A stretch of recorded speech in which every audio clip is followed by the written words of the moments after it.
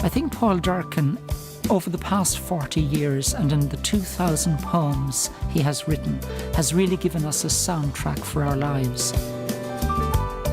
They loved me when I was on the wing, and I could whistle and I could sing. When I was a boy, myself and my girl used to bicycle up to the Phoenix Park. Outside the gates, we used to lie on the grass, making love outside Ors and Oaktheron. Gentler than a man,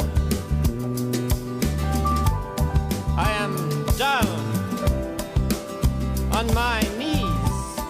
I think Paul has been on a journey for 50 years, from this tiny book published in 1967 with Brian Lynch to volumes like this, and it's been amazing to see him take the psychic pulse of a battered Irish nation. He reflects what's happening in Irish society, but he contorts it beautifully, almost like you're looking at a spoon in a glass of water.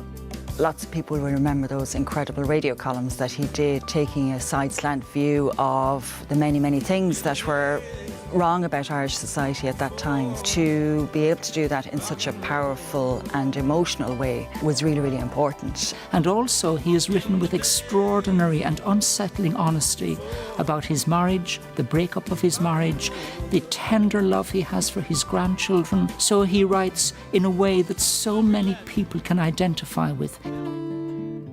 His wonderful poem about the Miami show band massacre in 1975, which carries as an epigraph a line from the Gospel, I think, beautiful are the feet of those who spread good tidings. He ends his wonderful poem by saying, you played music, that was all. You were realists, and beautiful were your feet. To me, that's an extraordinary transposition out of high religion into the everyday. His poetry is not a safe poetry. He's like a man who climbs on a ledge and jumps off and hopes to invent a parachute on the way down. An immensely generous person who has always, seen the best in people and in the work of younger poets. My wife died suddenly 4 years ago. The next day, Paul sent the most beautiful poem to us, which is inscribed on her tombstone. And I would sooner have his words on her tombstone than my words, because they were just so moving and affecting, and they meant so much to us. Something that people might know about him is that the manager of the Tipperary County hurling team has been known to use Paul's work to motivate the team.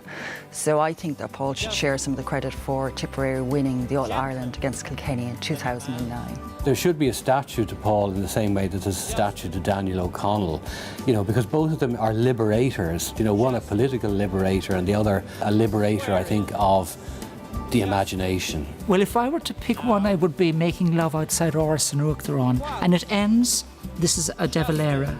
I see him now in the heat haze of the day, blindly stalking us down, and levelling an ancient rifle, he says, stop making love outside Ors on Oaktheron.